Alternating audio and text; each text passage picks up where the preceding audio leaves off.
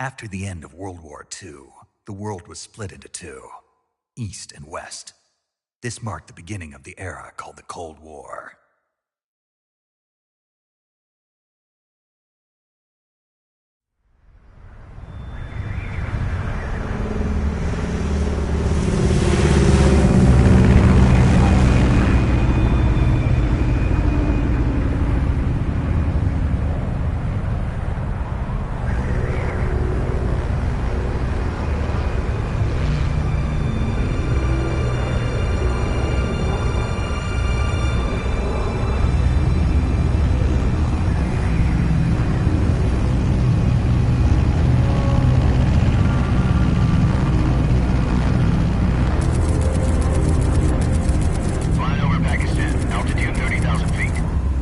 Soviet airspace.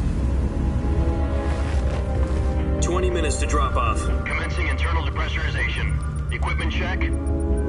Arm main parachute. All right. Ready to go. Drop zone still showing a high pressure mass. Cav okay. Good. We've got high visibility.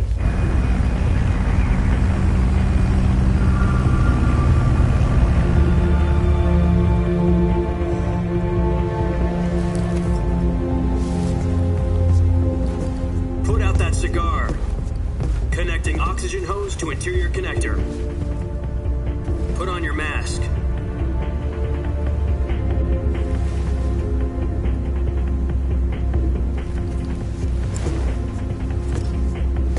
Does this panty waste know what he's doing? Approaching release point. 10 minutes to drop off. Hey, are you deaf? He said put out the cigar and put on your mask.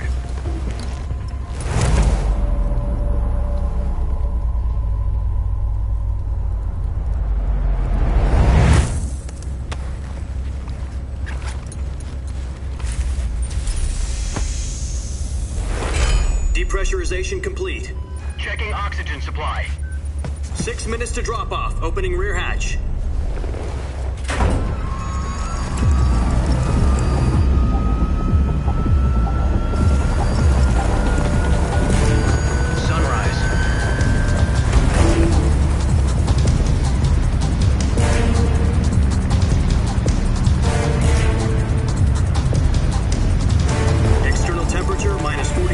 Celsius. 2 minutes to drop off. Stand up.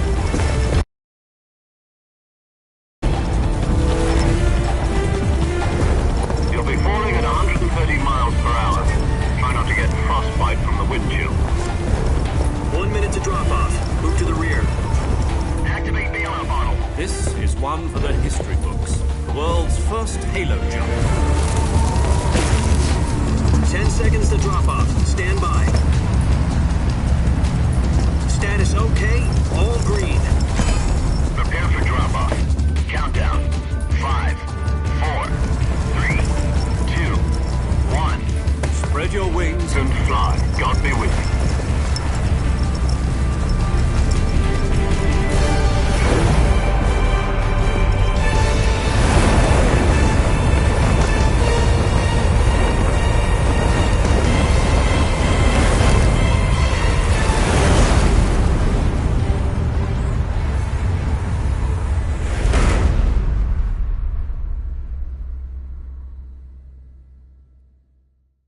Jack, I've got some important news.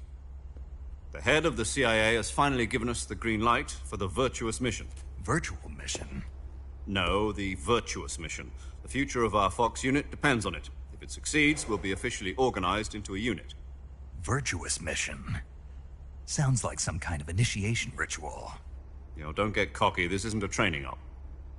Right. So what exactly is this wonderful mission? Well, about 2 years ago, a certain Soviet scientist requested asylum in the West through one of our moles. His name is Nikolai Stepanovich Sokolov.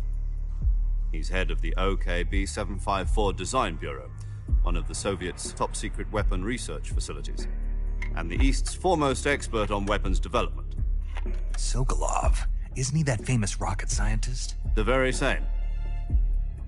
On April the 12th, 1961, the Soviets achieved the first manned spaceflight in history. The Earth was blue, but there was no God. Well spoken. The rocket that carried Yuri Gagarin to orbit was the A-1, known as the Vostok rocket.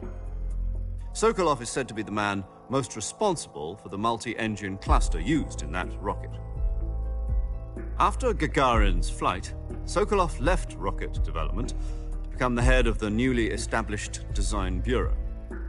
From a lowly technician to head of a design bureau, that's quite a success story, so why'd he want to defect? It seems he'd become afraid of his own creations. Afraid? Call it a crisis of conscience. And for that, he left his country and his family behind and went over the fence? Not exactly. One of his conditions was that his family was also to be taken safely to the west. We used a mole to get the family out first and succeeded in sneaking Sokolov over the Berlin Wall shortly afterwards. I was the one who conducted the operation. The security on the eastern side was still full of holes back then. Then what? We got Sokolov over in one piece, but the whole ordeal had left him exhausted, and we checked him into a hospital in West Berlin. It took him 2 weeks and more than 600 miles to get from the research facility in the Soviet Union to Berlin. He was in no condition to say anything coherent. And it was only a week later that we had something much bigger on our hands. The Cuban Missile Crisis. October the 16th, 1962, President Kennedy received word that the Soviets were in the process of deploying intermediate-range ballistic missiles in Cuba. The President demanded that the Soviets dismantle and remove the missiles. At the same time, he announced a naval blockade to prevent further missile shipments from reaching Cuba. But the Soviets didn't back down, instead placing their armed forces on secondary alert. Soviet transport ships carrying missiles continued on course towards Cuba. US and Soviet forces went on alert for an all-out nuclear war. Frantic negotiations were conducted through the UN's Emergency Security Council and unofficial channels to end the hair-trigger standoff. Finally, on October the 28th, the Soviet Union agreed to remove its missiles from Cuba. And so the world avoided a nuclear holocaust. But in order to get the Soviets to pull their missiles out, we had to make a deal. You mean the one where the US agreed to remove its IRBMs from Turkey? No. The Jupiter IRBMs deployed in Turkey were obsolete, and we were going to get rid of them anyway. They had no strategic value whatsoever to either the US or the Russians. The Turkey deal was a ruse, a cover story that was fed to the other intelligence agencies around the world. So what did the Russians really want? Sokolov. They wanted us to return Sokolov. You mean the Soviets pulled out of Cuba just to get their hands on Sokolov? That's right. What the hell was he working on? At the time, we had no idea. We were running out of time.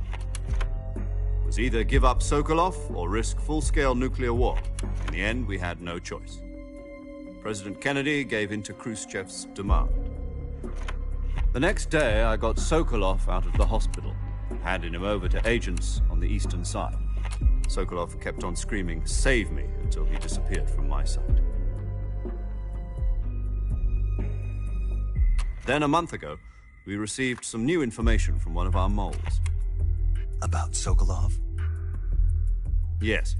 He was taken back to the research facility and forced to continue working on the weapon in question under KGB supervision. What's more, it's on the verge of completion. So what kind of weapon is it? Something to do with space rockets? No, missiles. Same technology. I guess you're right. We don't know the details, but it appears to be a new kind of nuclear device. For half a year now, the Soviets have been conducting frequent nuclear tests at Semipalatinsk. Something to do with the weapon, I assume. We're talking about a secret weapon so big that Khrushchev was ready to pull out of Cuba to get it back. Is Sokolov still in the facility? No. According to our intelligence, he's in Selinoyarsk, a place in the mountains about 3 miles to the west that's known as the Virgin Cliffs. The Virgin Cliffs. Nice name for a virtuous mission. They moved him there just recently. Why? Apparently, they're conducting a field test of the weapon, but it's our best chance to get him back. This mission would never have been possible if he was still in the research facility. This is our last chance. Sokolov must have known that too when he contacted us.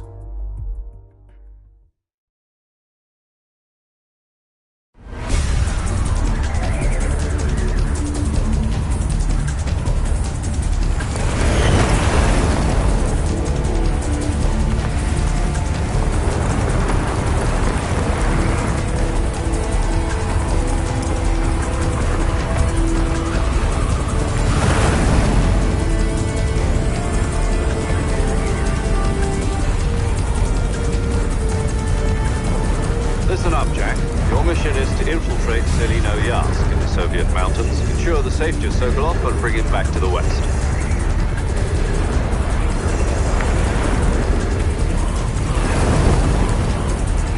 If we don't get Sokolov back before that weapon is complete, we'll be facing a major crisis. The clock is ticking.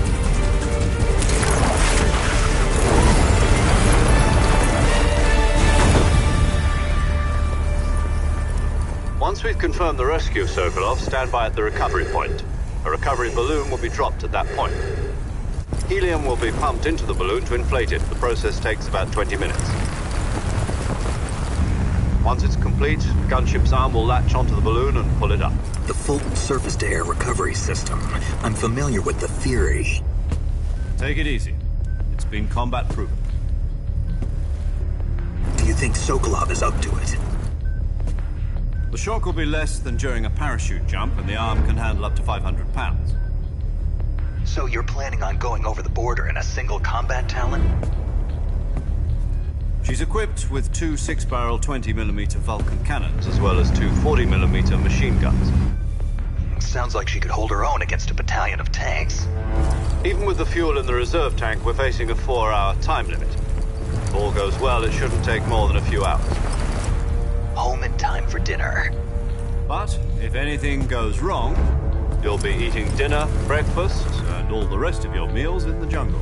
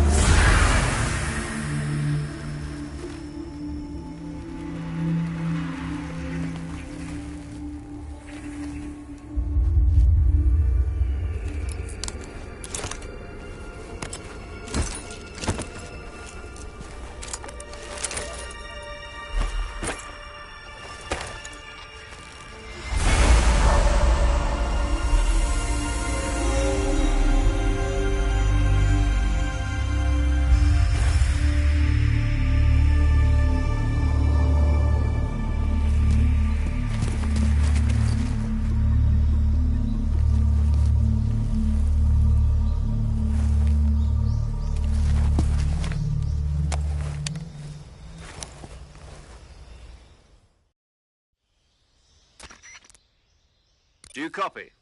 You're already in enemy territory, and somebody might be listening in. From here on out, we'll be using code names to refer to each other.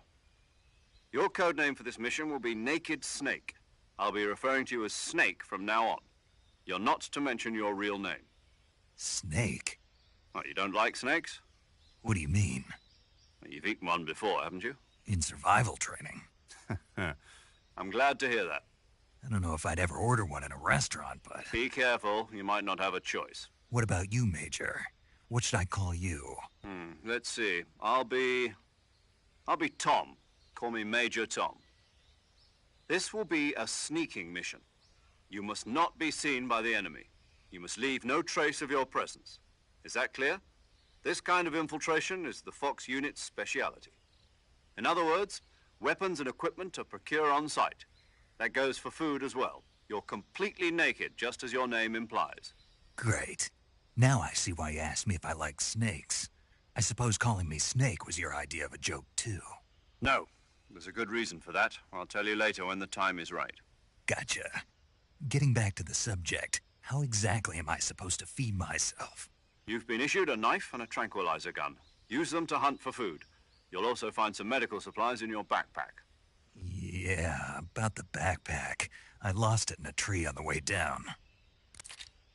I see. Well, you'd better go back and get it then. You know where it is?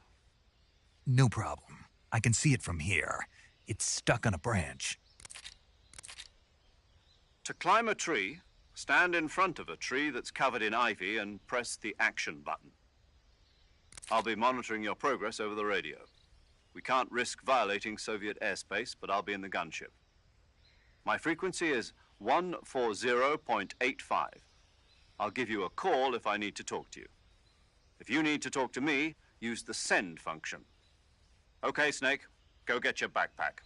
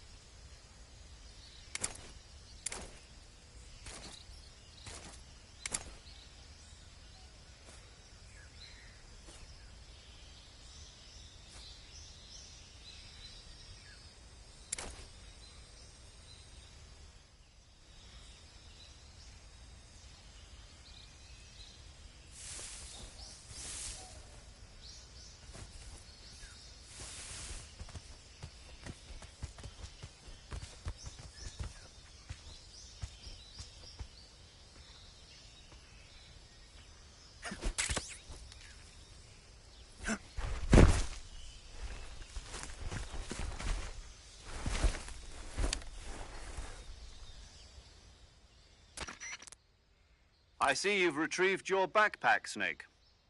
To equip a weapon, it's necessary to take it out of your backpack. In the survival viewer, choose Weapon from the backpack. Your available weapons will be displayed in a list on the screen. From that list, choose the weapon you want to equip and press the Enter button. For other equipped items, just do the same thing from Item. Got it. Use the survival viewer backpack. Yep, that's right. Survival is fundamental to this mission. After you've been out in the field for a while, your stamina will start to drop. If your stamina gets too low, it'll affect your performance. You won't be able to shoot accurately, for example, and your wounds won't heal as smoothly. Keep an eye on your stamina so you don't run out. To recover lost stamina, you can hunt for local flora and fauna. You can use either your tranquilizer gun or your knife to hunt. My only weapon is a Mark 22 Hush Puppy tranquilizer gun? That's right. It's been fitted with its own suppressor. However, the suppressor will deteriorate every time you fire. Once its durability reaches 0, the noise suppression effect will be gone. So don't get too trigger-happy with it. The suppressor's durability is shown in the icon. Any weapons and equipment beyond what you're carrying now, you'll have to find as you go. I have to find my own weapons and equipment? Whose crazy idea was this, anyway? Solo covert actions are standard Fox operating procedure. You can't leave any traces of your presence. No weapons, equipment, footprints, sweat, or bodily wastes. The same goes for bullets and cartridges, too. Your presence in enemy territory is already a violation of international conventions of warfare. There aren't supposed to be any American soldiers in Russia. It could spark an international incident. You can't let anyone see you. You can't let the enemy know you're there. This is a stealth mission. You're a ghost, Snake, in every sense of the word. And there'll be no rescue if you're captured. The military and U.S. government will deny any involvement in the affair. Then I'll just have to take care of myself, huh? I'm afraid so. You've been given a fake death pill for that purpose. SIS guidelines stipulate that soldiers on covert ops like this one be issued a potassium cyanide capsule. Tape it to your body so you can take it when you need to. How generous of you. Use it if you're taken prisoner by the enemy. It'll send you into a state of false death for a short time. Fooling them into thinking that I'm really dead. So how do I come back to life? Just take the revival pill. You mean that thing they put in my tooth before the mission? That's the one. But be careful. If you remain in a state of false death for too long, nothing will be able to bring you back. Remember that. I'll keep it in mind. You said this was a solo mission, right? Right. I guess that means I can't count on any reinforcements. Correct. The mission rests entirely in your hands. A real one-man army. Relax. There's a support team ready to back you up over the radio. Who? I'll introduce them to you. This time, survival is of utmost importance. The first member of the support team will be in charge of monitoring your physical condition, acting as a medic, so to speak, as well as recording your mission data. She's a member of Fox as well, and she's here on the gunship with me. She? Hello, Snake. I'm paramedic. Nice to meet you. Paramedic. As in a medic who comes in by parachute. Aren't you going to tell me your real name? Are you going to tell me yours, Mr. Snake? My name, huh? It's John Doe. And they call you Jack for short. You're a regular Captain Nemo. A name means nothing on the battlefield. After a week, no one has a name. What's your name? Jane Doe. Very funny. I wasn't joking, but I'll tell you my name only if you manage to make it back alive. My frequency is 145.73. She's also in charge of recording your mission data. Whenever you want to save, send a message over the reserved save frequency, 140.96. So saving lets me record my mission data. That's right. It also records the state of your health. Good to know. There's one more person I want to introduce you to, Snake. Huh? Speaking of snakes, you remember the boss, don't you? A legendary soldier and your mentor. Actually, it was the boss that got the DCI's authorization in the first place. She's going to be serving as Fox's mission advisor. The boss is? She also helped me plan this mission. She and I were at SAS together. Jack, is that you? How many years has it been? Boss? That's right. It's me. Oh. Talk to me. Let me hear your voice. It's been 5 years, 72 days, and 18 hours. You've lost weight. You can tell just by the sound of my voice. Of course I can. I know all about you. Really? Well, I don't know anything about you. What's that supposed to mean? Why'd you disappear on me all of a sudden? I was on a top-secret mission. You didn't need me anymore. But there were still so many things I wanted you to teach me. No, I taught you everything you needed to know about fighting techniques. I taught you all I could. The rest you needed to learn on your own. Techniques, sure. But what about how to think like a soldier? How to think like a soldier? I can't teach you that. A soldier needs to be strong in spirit, body, and technique. And the only thing you can learn from someone else is technique. In fact, technique doesn't even matter. What's most important is spirit. Spirit and body are like two sides of a single coin. They're the same thing. I can't teach you how to think. You'll just have to figure it out for yourself. Listen to me, Jack. Just because soldiers are on the same side right now doesn't mean they always will be. Having personal feelings about your comrades is one of the worst sins you can commit. Politics determine who you face on the battlefield. And politics are a living thing. They change along with the times. Yesterday's good might be tomorrow's evil. Is that why you abandoned me? No, it had nothing to do with you. I already told you, Jack. I was on a top-secret mission. A soldier has to follow whatever orders he's given. It's not his place to question why. But you're looking for a reason to fight. You're a natural-born fighter, but you're not quite a soldier. A soldier is a political tool, nothing more. That's doubly true if he's a career soldier. Right and wrong have no place in his mission. He has no enemies and no friends. Only the mission. You follow the orders you're given. That's what being a soldier is. I do whatever I have to get the job done. I don't think about politics.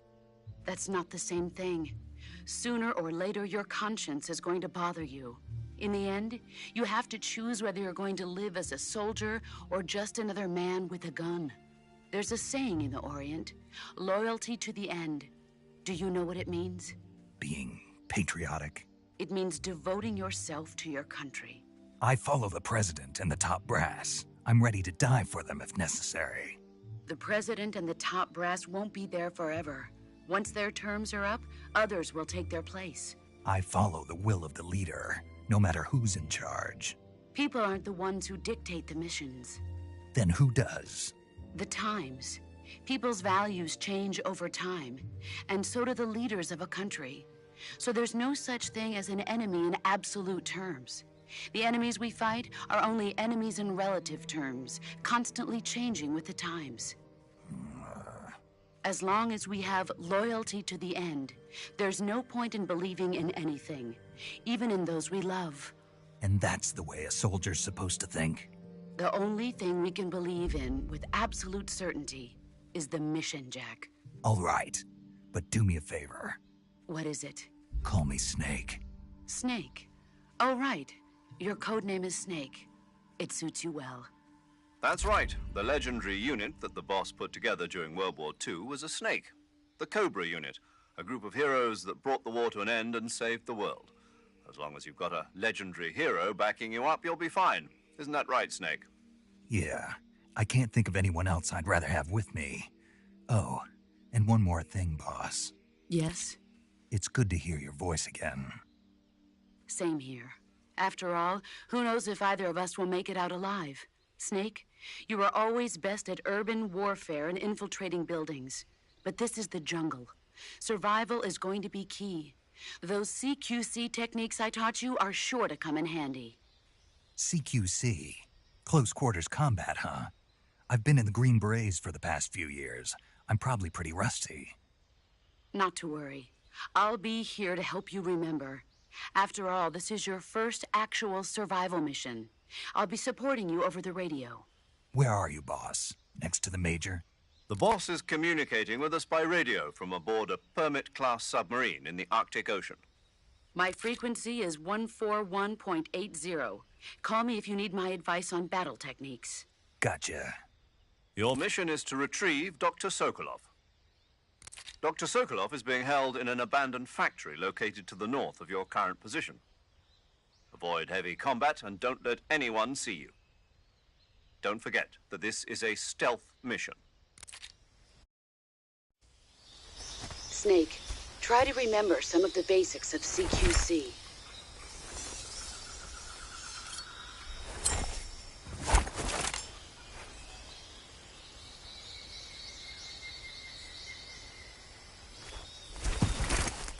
Commencing virtuous mission now.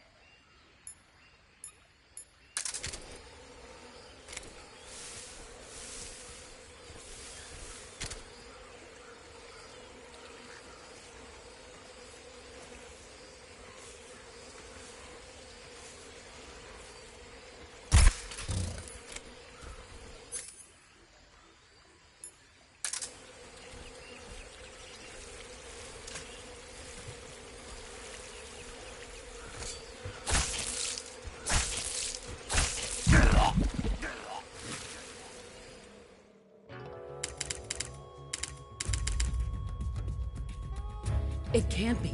Snake? Snake?